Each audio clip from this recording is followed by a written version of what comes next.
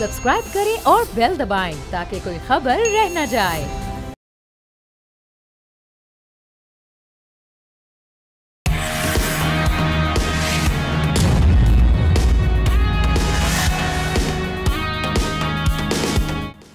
अस्सलाम वालेकुम, आप देख रहे हैं न्यूज़ पंच। मैं हूं आमना खटाना। आगाज में बात करेंगे खैबर पख्तूनख्वा की सियासत के हवाले से, जिसमें एक बड़ा मोड़ आया है। तहरीक इंसाफ के बानी ने अली अमीन गंडापुर को हटाकर नौजवान रुकने असम्बली सुहेल आफरीदी को नया वजीर आला नामजद कर दिया है। पार्टी के अंदर अलीमा खानम के बढ़ते असर रसूख की बाज़गश्त है और अपोजिशन जमातों की गैर मामूली सरगर्मियां इस फैसले को मजीद अहम बना रही हैं। 145 रुकनी असम्बली में PTI को 92 नशिस्तों की बरतरी जरूर हासिल है, मगर इलेक्शन कमीशन की वेबसाइट के मुताबिक सूबे में आज़ाद अरकान की अक्सरियत है। और आज जो हम देख रहे हैं कि अभी जो धचका लगा है इलेक्शन कमीशन की जानिब से PTI और सुन्नी इत्तेहाद काउंसिल के अरकान को आज़ाद करार देना, इसके बाद अब जो नंबर गेम है वो पेचीदा हो गई है। अपोजिशन जमातें JUI, FE, नून लीग, पाकिस्तान पीपल्स पार्टी और ANP की मुशावरत जारी है। मौलाना फजल रहमान पेशावर पहुंच चुके हैं और अपोजिशन सरप्राइज देने के दावे कर रही है। अब ये जो सारी खिचड़ी पक रही है वहाँ पर किस जानिब जाएगी अब सारी सूरत हाल? क्या पाकिस्तान तहरीक इंसाफ एक बार फिर आज़ाद अरकान जो कि पाकिस्तान तहरीक इंसाफ से ही ताल्लुक़ रखते हैं, क्या ये दोबारा अपना वज़ीर आला ला पाएंगे? और सुहेल आफरीदी साहब, ये किसकी नामजदगी है? इस पर PTI के जो अरकान हैं क्या वो नाराज़ हैं? क्या वहाँ पर फॉरवर्ड ब्लॉक की जो खबरें हैं वो सच हैं? क्या सूरत हाल है? इसी पर बात करते हैं। एहतशामुल हक साहब सीनियर एनालिस्ट हमारे साथ हैं, उनके साथ साथ ज़ाहिर शाह सिराजी साहब भी हमारे साथ हैं, सीनियर एनालिस्ट। दोनों को वेलकम करते हैं प्रोग्राम में। मैं एहतशाम साहब, सबसे पहले तो मैं ये जानना चाहूँगी कि अब जो सारी सूरत हाल बनी है इसमें जो इलेक्शन कमीशन की जानिब से खबर आना कि आज़ाद अरकान हैं, ये किस हद तक धचका लगा है पाकिस्तान तहरीक इंसाफ को, और इसके बाद मंजरनामा क्या बन सकता है? और ये जो सुहेल आफरीदी साहब हैं, ये क्या वाकई नामजदगी जो है इस पर बानी PTI की हमशीरा और उनकी जो वाइफ के हवाले से खबरें आ रही हैं बुशरा बीबी कि ये उन दोनों की कंसेंसस से ये सामने आए है चॉइस? इलेक्शन कमीशन की जो अनाउंसमेंट है इसकी टाइमिंग बड़ी इंपॉर्टेंट है। आपने देखा है 5 अगस्त का इस साल का ये फैसला सुप्रीम कोर्ट का था कि इलेक्शन कमीशन को कहा था, उन्होंने डायरेक्शन दी थी कि आप ये पार्टी पोजीशन वाजे करें कि क्या सूरत हाल बनती है। तो उन्होंने जिस तरीके से आज आपने देखा कि उन्होंने तो बिल्कुल सबको आज़ाद उम्मीदवार डिक्लेयर कर दिया। अब तो आप इलेक्शन अगर होगा, जो कि डेफिनेटली होगा, चीफ मिनिस्टर नया जो है उनका नाम नामजद किया गया है सुहेल आफरीदी साहब को। अब यह है कि अब कोई डिफेक्शन क्लास तो लागू नहीं होगी किसी के ऊपर ना। अब कहा जा रहा है कि जी जिस तरह इनको लाया गया है, अब वो अंदर से जो ख्वाहिश है माजत के साथ, जो इस एरोगेंस है, जो गुस्सा है उनका बानी PTI का कि किसी तरीके से मेरी रिहाई हो, मेरी बात मानी जाए। और फिर अब ये करने के बाद क्या ये पहले तो मरहला होगा? मुझे तो लगता है हो जाएगा, क्योंकि इतना ओपनली, ये तो कोई सीक्रेट वोट तो नहीं होना, ओपनली वो हो जाएगा, कोई भी नहीं चाहेगा।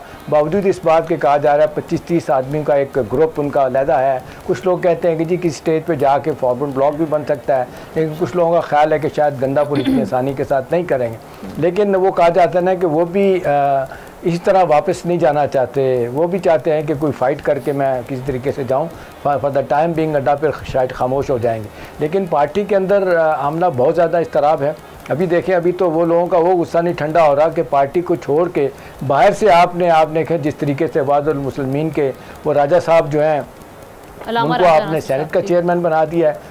हाँ जी हाँ। और दूसरी तरफ आपने चकजई साहब को जनाब कर दिया नेशनल असम्बली में लीडर ऑफ दी अपोजिशन बना दिया है। तो वो लोग कहते हैं कि जी हमारा क्या रोल है? असल बात है हमने कि आज इस्लामाबाद में खबर यह है कि जो सियासी तौर पर लोग इकट्ठे हुए हैं PTI के, वो सख्त नाराज़ हैं। वो कहते हैं कि हमारी पार्टी को हाईजैक किया हुआ है इन्होंने, वकीलों ने।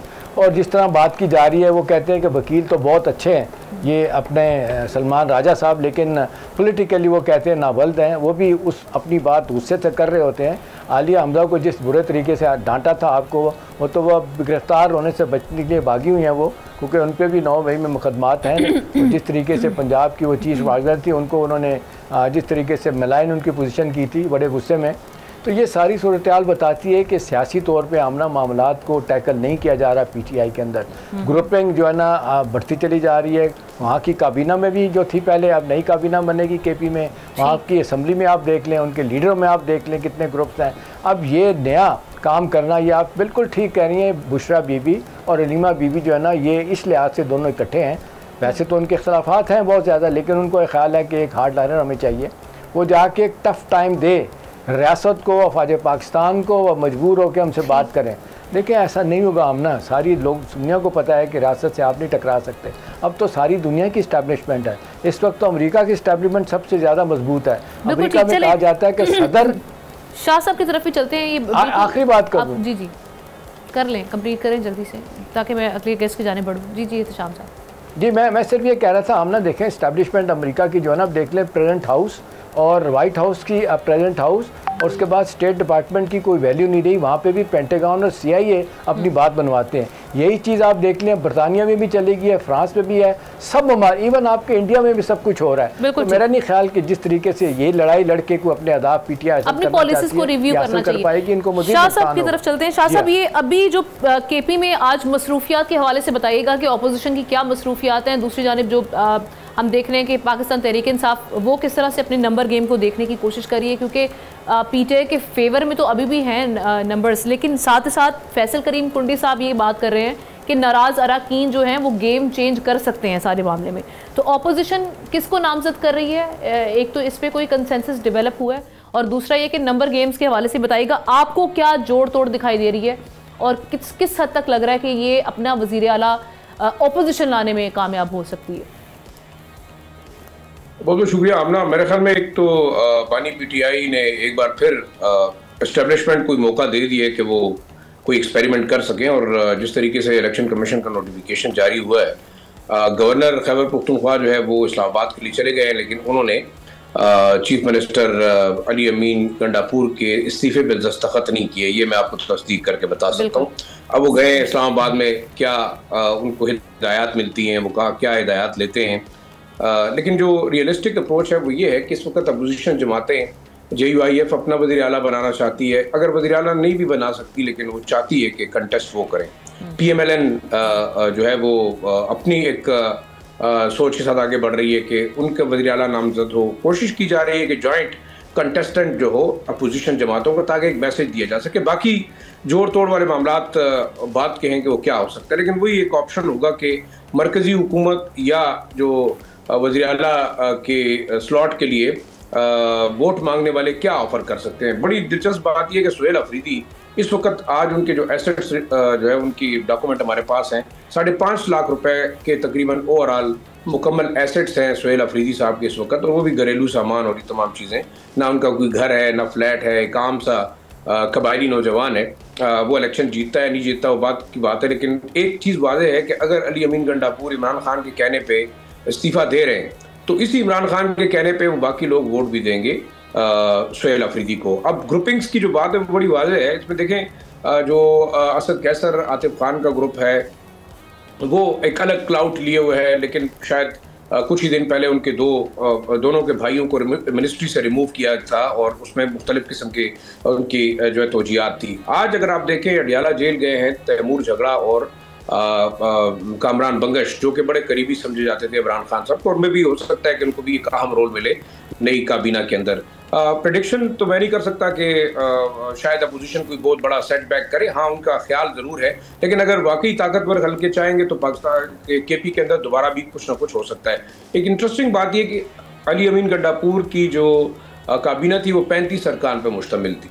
अब अगर दोबारा भी एक काबीना बनती है नए वज़ीर आला की, 35 बंदे वो कंपनसेट हो जाएंगे, लेकिन ये बिल्कुल वाज़ेह है कि इनमें से बहुत सारे लोग जो है वो चेंज होंगे, नया वज़ीर आला अपनी टीम बनाएगा। और ये सुहेल अफरीदी साहब को PTI में से कितनी सपोर्ट हासिल है? क्या इस पे पूरी पार्टी जो है वो? देखिए मैं आपको एक बात वाज़ेह बता दूं, वो ये है कि कोई अगर मानता है माने नहीं मानता, वो हर शख्स की अपनी राय है, लेकिन मैं एक बात बिल्कुल एक एस्टेब्लिश फैक्ट है कि इस वक्त जो बानी PTI जिसको नॉमिनेट करेगा मेरे ख्याल में वोट उसके साथ जाएगा, और उसकी बड़ी वजह यह है कि इससे पहले भी अली अमीन से भी बहुत सारे लोग नाराज थे। इसी तरह अगर आप ओवरऑल देखें तो बहुत सारे लोग ऐसे हैं जो कि पार्टी के अंदर उनकी नाराजगी और बाकायदा ग्रुपिंग है, इसमें कोई दूसरी राय नहीं है। गंडापुर साहब का अपना ग्रुप है, लेकिन एक चीज़ बिल्कुल वाज़ेह है कि ये पार्टी के सरबराह के हुक्म के खिलाफ शायद नहीं जा सकते। अगर जाना होता तो अली अमीन मेरे ख्याल में कह सकते थे कि मैं जो है वो स्लॉट नहीं छोड़ता और आप बेशक नो कॉन्फिडेंस कर दें। दूसरी चीज़, कोई भी सियासी जमात इस वक्त इस्टेब्लिशमेंट के सपोर्ट के बगैर और उनकी जो है इंडोर्समेंट के बगैर ना सूबे में हुकूमत चला सकती है ना मरकज़ में चला सकती है। इस बात को पाकिस्तान के लोगों को मान लेना चाहिए। क्योंकि एक सूबा खैबर पख्तूनख्वा इंतहाई अहम सूबा है।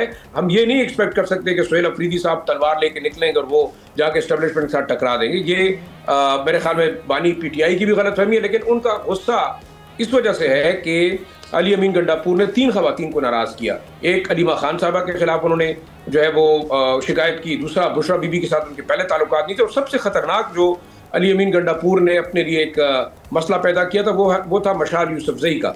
क्योंकि देखिए 2 दफ़ा उनको मिनिस्ट्री से हटाया KP के अंदर, और वही मशाल यूसुफजई ऐसी खातून है कि जो बैरिस्टर सैफ के अलावा अडियाला जेल हर वक्त जा सकती हैं। तो एहतशाम साहब भी इस पे अगर कमेंट करना चाहें कि आखिर उनके इतने इख्तियार कहाँ से हैं। ये बड़ी मतलब है, आप समझ लें कि एक ऐसा ट्रम्प कार्ड है जो कि कोई भी यूज कर सकता है। तो मेरे ख्याल में ये आखिरी जो पता था वो अली अमीन गंडापुर। चले मैं एक शॉर्ट कमेंट एहतशाम साहब का लेके फिर मैं ब्रेक की जाने बढ़ूंगी। जी एहतशाम साहब, ये जो शाह साहब कह रहे हैं कि मिशाल यूसुफजई साहब जो साहिबा जो हैं उनका बड़ा इंपॉर्टेंट रोल ज़्यादा है। और हाँ, एक ये है कि मुझे नहीं लगता कि कोई इतनी मुश्किल पेश आएगी, बावजूद इस बात के कि एक तो आपने देखा कि स्टेट मिनिस्टर लॉ के उन्होंने कहा कि जी कोई कानूनी हिच है जिसके वजह से ये शख्स जो है ना इसको नहीं बनाया जा सकता।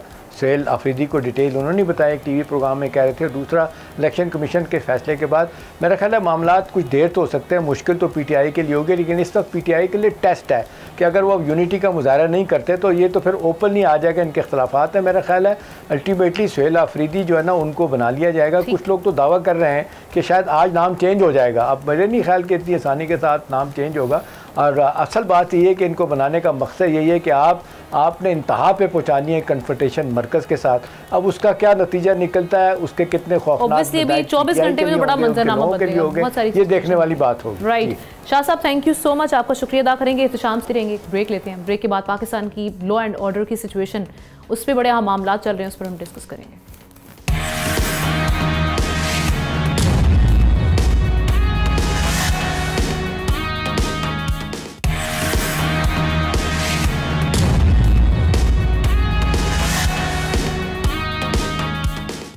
वेलकम बैक नाजरीन। कुछ पाकिस्तान की सिक्योरिटी सिचुएशन के हवाले से बात करते हैं। ISPR ने बताया कि खैबर पख्तूनख्वा के ज़िला डेरा इस्माइल खान में पाक आर्मी ने भारतीय स्पॉन्सर्ड ख्वारिज के खिलाफ कामयाब एक्शन करते हुए 7 दहशतगर्दों को जहन्नुम वासिल कर दिया, जबकि मेजर सप्तैन हैदर ने बहादुरी से लड़ते हुए जामे शहादत नोश किया।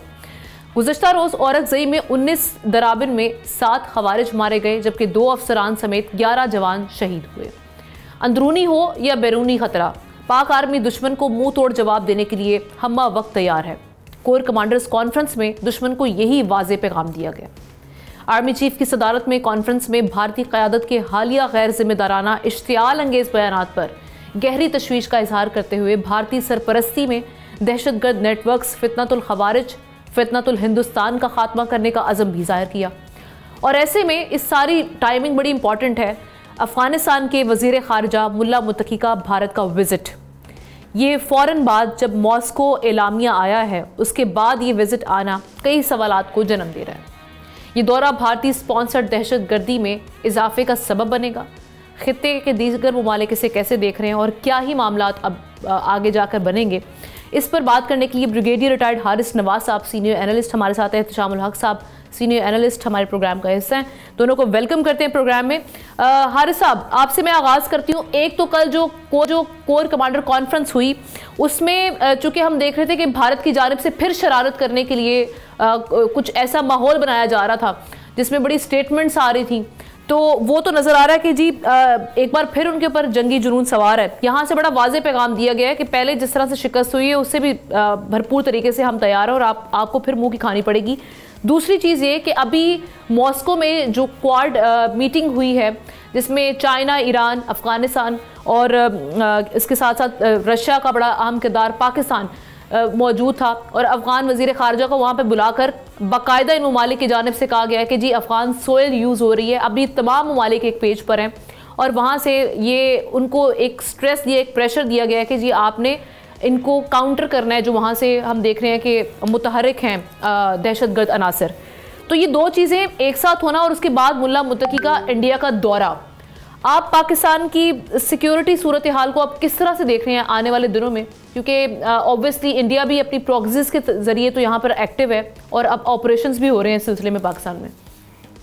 देखिए, हमने एक बात है कि कोर्ट कॉन्फ्रेंस में बड़ी क्लियर बात बता दी गई है, without any mentioning word. Court conference में कहा गया कि जो इंडिया प्रोवोकेटिव स्टेटमेंट दे रहे हैं, इस चालंगेजी दे रहे हैं, it is very serious situation for this reason. क्योंकि पहले भी आपने देखा मार के हाथ में कितनी बुरी तरीके से इनको मार पड़ी है, वो घुटने टेके हैं 4 से 6 घंटे में, मुंह काला इनका हुआ है, वो इनसे बर्दाश्त नहीं हो रहा। और बड़ी मुश्किल है उस वक्त साउथ एशिया में थोड़ा सा अमन आया, कुछ स्टेबिलिटी आई। अब ये फिर इसको दोबारा ये इंस्टेबिलिटी के लिए लेके जाना चाहते हैं। और उस पर फिर उन्होंने कोर्ट में बड़ी क्लियर बताया कि देखिए, जो तुम बात करते हो न्यू नॉर्मल की, Pakistan has already established new normal. और वो है कि in case of your any aggression, unprovoked aggression, Pakistan will react very swiftly, decisively, and with full might and for their destruction. And we will take the war, लड़ाई आपके deep territory के अंदर, 300-400-500 kilometre deep. Economic loss होगा, tremendous होगा, आवाम साथ होगी। और you know कि हमारा 1-1 इंच एरिया इंडिया का जो है वो हमारी मिसाइल रेंज के अंदर है। इसलिए better don't of miss adventure. ये इनको समझ नहीं आती है कि 2 न्यूक्लियर पावर की जब खुदा ना खास्ता लड़ाई होती है, इट इज वेरी सीरियस। इसलिए कि इसमें it can escalate to any level, और वो लेवल हो सकता है कि खुदा ना खास्ता catastrophic for the whole region और ग्लोबली ऑल्सो। इसीलिए ट्रम्प ने इमीडिएटली इंटरवीन करके इंडिया की रिक्वेस्ट के ऊपर सीज़फायर करवा दी, सिर्फ Pakistan accepted, because we wanted कि फर्दर हम नहीं चाह रहे कि जितना हमने कर रहा था बहुत कर लिया, वो सिर्फ 10% किया था। Now we will go for 40 to 50%, और इतना ही इकोनॉमिक लॉस होगा जो इनको समझ नहीं आ रहा। सेकंड बात जो आपने की है, ये जो इनकी फॉरेन मिनिस्टर के विजिट है, देखिए ये I take it as normal, जो फॉरेन मिनिस्टर विजिट करते हैं कर रहे हैं, नथिंग एल्स, कोई ऐसी इसको हमें अहमियत देने की जरूरत नहीं है। लेकिन जो रशिया में कॉन्फ्रेंस हुई है, दैट इज वेरी इंपॉर्टेंट।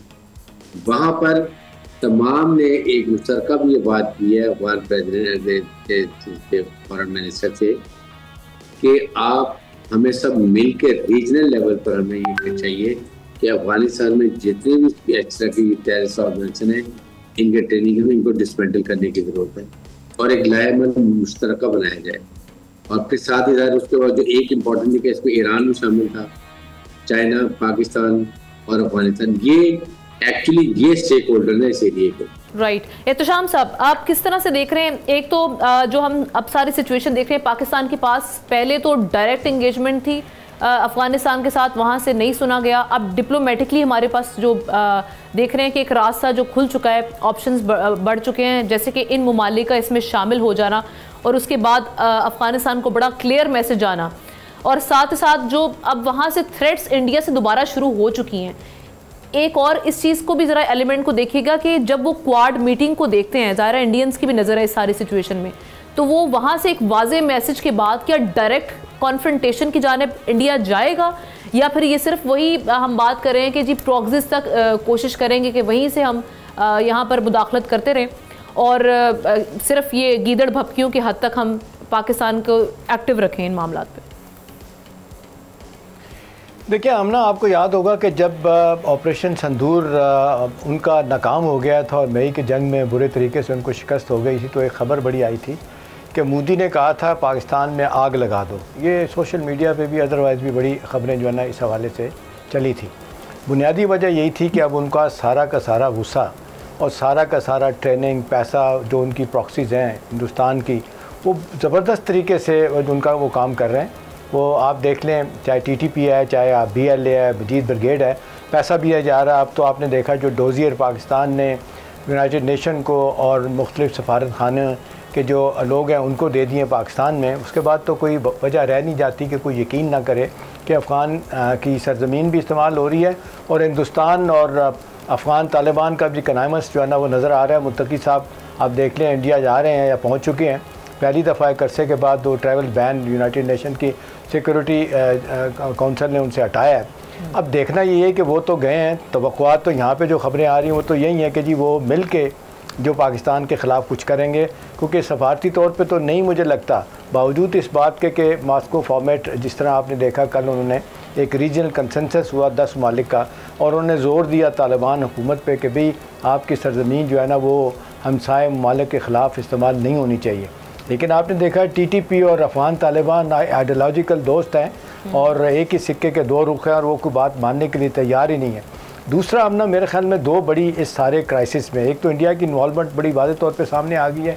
हमला करें या ना करें वो तो कोशिश करेंगे, लेकिन द मीन टाइम वो ये काम ज़रूर करवा रहे हैं कि अपने प्रॉक्सी के जरिए पाकिस्तान में दहशत गर्दी को जो है ना ख़ास तौर पे KP में और बलूचिस्तान में वो ज़्यादा से ज़्यादा, एक सिक्योरिटी इदारा इंटरनेशनल वो कहता है कि 2025 में बहुत वाक़यात हुए हैं। टोटल वो बता रहे हैं कि जी 802 वाक़यात हुए हैं दहशत गर्दी के, जिनमें 503 सिविलियन और 895 सिक्योरिटी के लोग शहीद हुए हैं। टोटल जो है ना 1398 लोग जो है ना शहीद हुए हैं। ये बहुत बड़ा फिगर है। तो एक तरफ तो ये बड़ा वाज़ेह तौर पे हिंदुस्तान की कन्वीनियंस में लग रही है। दूसरा अब ना मेरे ख्याल में दो चीज़ें इस सारे आज के टॉपिक को, और जिस तरीके से कल शहादतें हुई हैं, ये जो आपने देखा, और अगजई डिस्ट्रिक्ट में जो एजेंसी हुआ करती थी पहले फाटा में, वहाँ पे जिस अंदाज से लोगों की शहादतें हुई हैं, उससे बड़ा वाज़ेह तौर पे एक चीज़ सामने आ गई कि कल कोर कमांडर कॉन्फ्रेंस में जिस तरीके से बात की गई है, एक तो हिंदुस्तान और अफ़गान तालिबान को भी डायरेक्ट इंडायरेक्ट मैसेज गया है कि हम नहीं छोड़ेंगे दहशत गर्दी, जहाँ से भी आएगी और जो भी करेगा हम मुकाबला करेंगे। दूसरा उन्होंने एक और, आपने अगर डेफिनेटली ख़बर पढ़ी होगी क्योंकि आप भी बाखबर साफ़ी हैं, जिसमें उन्होंने कहा ISPR के जो एलामिया है उसमें बताया गया है कि जी जो भी लोग सियासी तौर पे सरपरस्ती कर रहे हैं दहशत गर्दों की, उनके ख़िलाफ़ भी एक्शन होगा। तो इन सो मेनी वर्ड्स वो बात हो रही है इनका। आप देख लें PTI की तरफ से, और PTI की आप देख लें अब सूरत हाल क्या है कि जिस तरीके जो ऐसी जमातें देखिए हम ना अभी सलमान अकबर राजा ने जो कल बातें की हैं, देखें वो तो मैं तो उनको समझता था बड़ा अच्छा वकील, लेकिन सियासी तौर पे और अदरवाइज़ मुझे नहीं लगता जो उन्होंने बातें की। उन्होंने कहा कि गंडापुर को इसलिए हटाया गया है कि वो मरकज़ से ताउन कर रहे थे, और नए साहब को जो है लगाया गया है सोहेल आफरीदी को, वो मरकज़ से ताउन नहीं करेंगे, और दूसरा कि मरकज़ की पॉलिसियों को फॉलो नहीं करेंगे। अभी आप देख लें कि आप इंसर्जेंसी पैदा करना चाहते हैं, लैदगी चाहते हैं, आप क्या कराना चाहते हैं। इस दुश्मन को एक बड़ा मैसेज तो खुद ही दे रहे हैं कि इनकी इंटरनल लड़ाई से हम फ़ायदा उठा सकते हैं, हिंदुस्तान और तालिबान भी। अभी देखें ये बयान देने का मतलब ये है कि हार्ड लाइनर सोहेल आफरीदी साहब जो कहा जा रहा है, मुराद सईद जो कहीं छुपे हुए हार्ड लाइनर हैं, उनके कहने पे उनको लगाया गया है, और वो यही पॉलिसियाँ। अब देखें ना, ये तो मरकज़ और सूबे में बजाय इसके कि दहशत गर्दी को रुकवाने के लिए कोऑर्डिनेशन को मज़ीद बढ़ाया जाए। अगर आप कहेंगे, देखें दहशत गर्दी में सबसे ज़्यादा जो आप देख लें मुतासर सूबा है वो तो KP है, लोग भी वहाँ पर ज़्यादा मारे जा रहे हैं। आप फिर किस तरह की बात कर रहे हैं कि जी फॉरेन पॉलिसी जो है ना वो मरकज़ ना चलाए, हम बात करेंगे। वो जेल में बैठा हुआ शख्स जो है ना लोगों को जिस तरह की हिदायत दे रहा है, अक्ल पे लोग मातम करने को दिल चाहता है कि भी सियासी लड़ाई आप भले लड़ें, मुल्क और रियासत भी कोई चीज़ होती है, उनकी पॉलिसी जो है दुनिया में कहीं भी ऐसा नहीं होता कि अफवाज पाकिस्तान किसी भी मुल्क की जो फ़ौज है आप उससे इस तरह टकराने की कोशिश करें। सियासी तौर पे आपके अहदाफ हो सकते हैं, कोई भी जो है ना क्रिटिसाइज़ कर सकता है अदारों का, लेकिन ये तरीक़ाकार जिससे सिर्फ़ और सिर्फ अपना दुश्मन को फ़ायदा होगा। हाँ, इम्पॉर्टेंट बात और आखिरी बात यह है, मेरी इतराज़ ये है कि वो जो किनेटिक और नॉन किनेटिक ऑपरेशन के साथ साथ इंटेलिजेंस बेस्ड ऑपरेशन हो रहे हैं, अब एक और तरीका जो है ना अडॉप्ट किया जाएगा। वो किस तरीके से किया जाएगा, कहाँ जाके किस तरीके से स्नाइपर अटैक किए जाएंगे इनके ऊपर, और किस तरह चुन चुन के इनको मारा जाएगा, इनसे बदला लिया जाएगा। क्योंकि पाकिस्तान की फ़ौज तो ये कहती है कि हम बदला लेंगे अपने लोगों का, पाकिस्तानी प्रिवेल करेगी, जो लड़ रही है आपके लिए मेरे ज़रूरत है, ताकि जो हम देख रहे हैं कि एक्सटर्नल फोर्सेज हैं उनको उनसे काउंटर किया जा सके। Thank you so much. Brigadier retired Haris Nawaz साहब हमारे साथ मौजूद है। एक ब्रेक लेते हैं, ब्रेक के बाद वापस आएंगे, एक और स्टोरी उस पर डिस्कस करेंगे।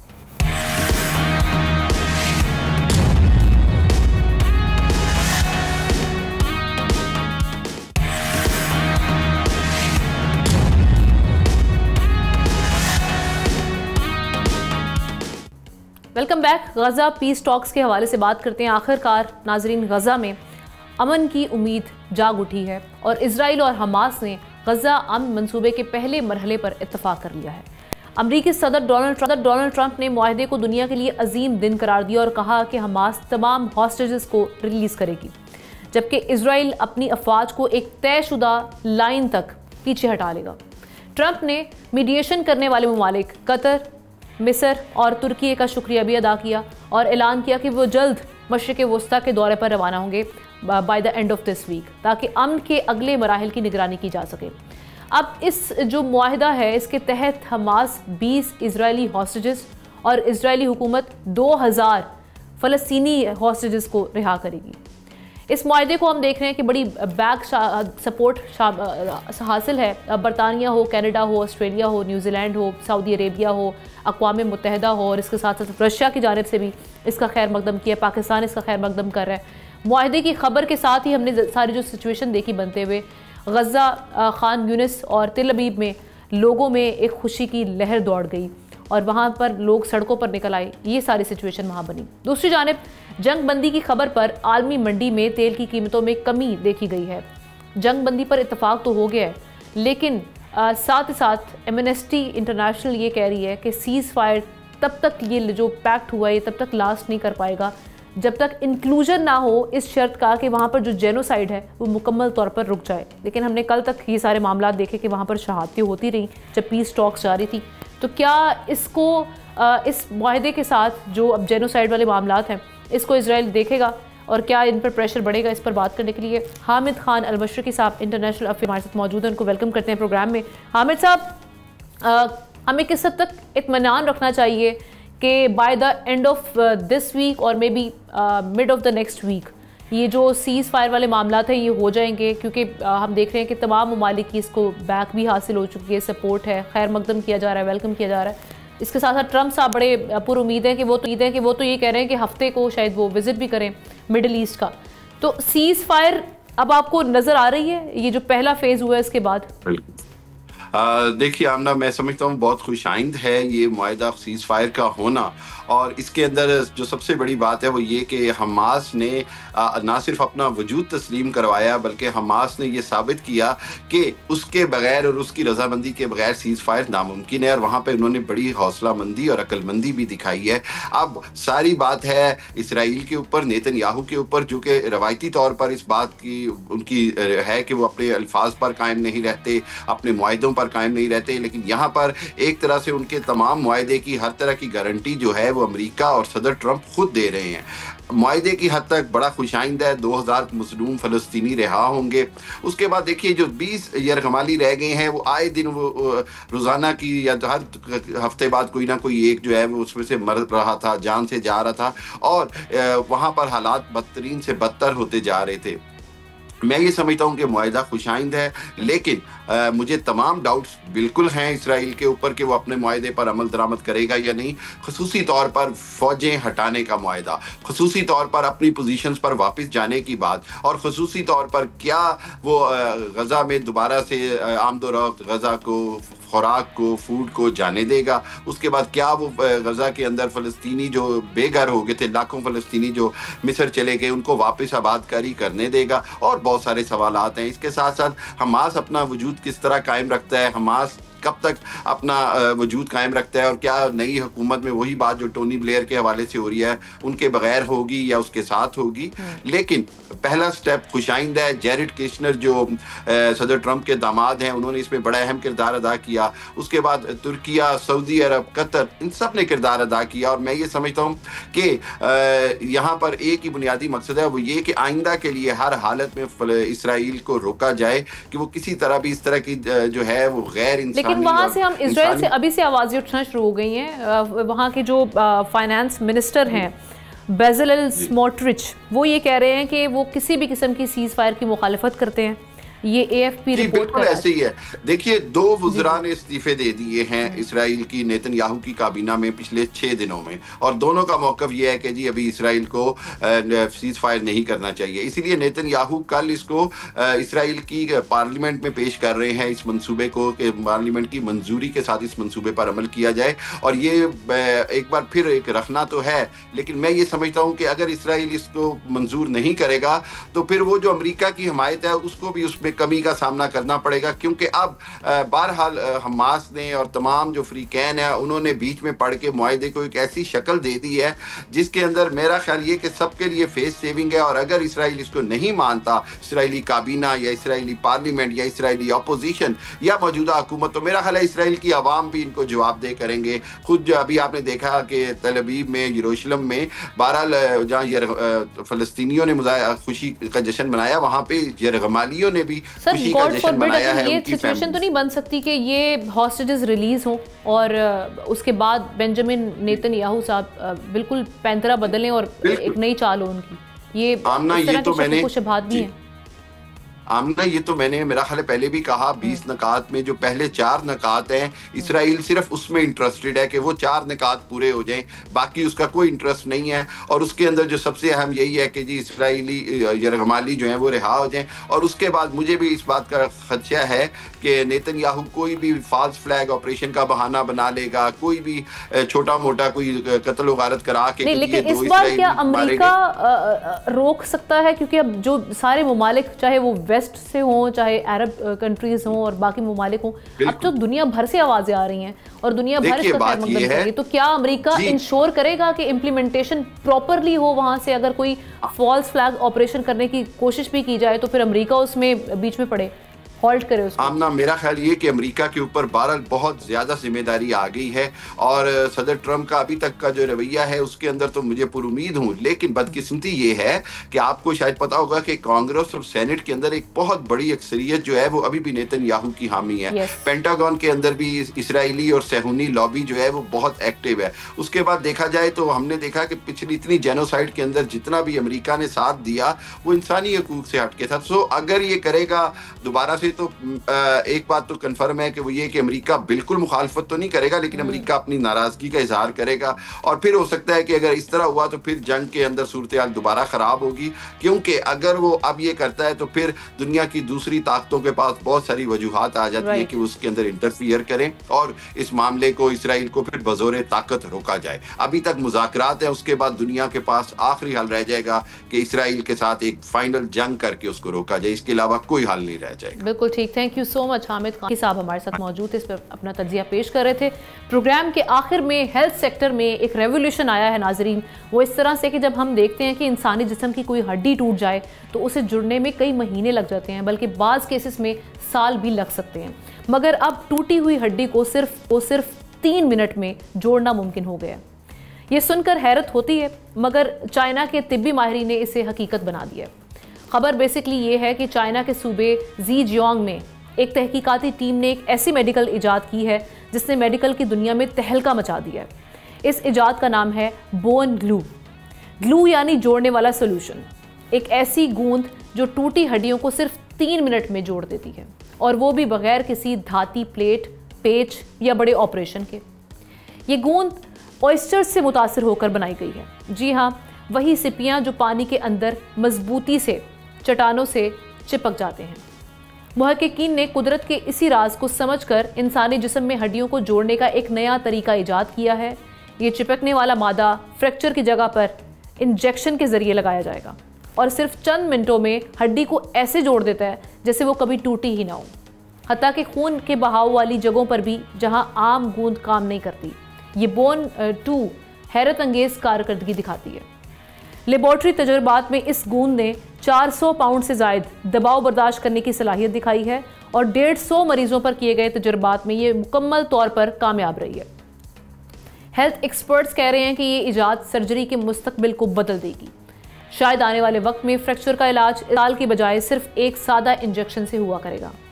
ये इजाद सिर्फ एक गूंद नहीं बल्कि इंसान के जख्मों को जोड़ने के बाद उसके यकीन को भी जोड़ने की एक बेहतरीन कोशिश है, जो बता रही है कि मेडिकल साइंस का मुस्तकबिल इंसान को मजीद हैरान कर देने के लिए तैयार है।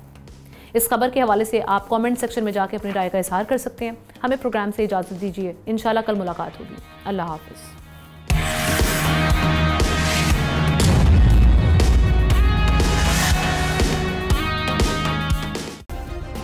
सब्सक्राइब करें और बेल दबाएं ताकि कोई खबर रह न जाए।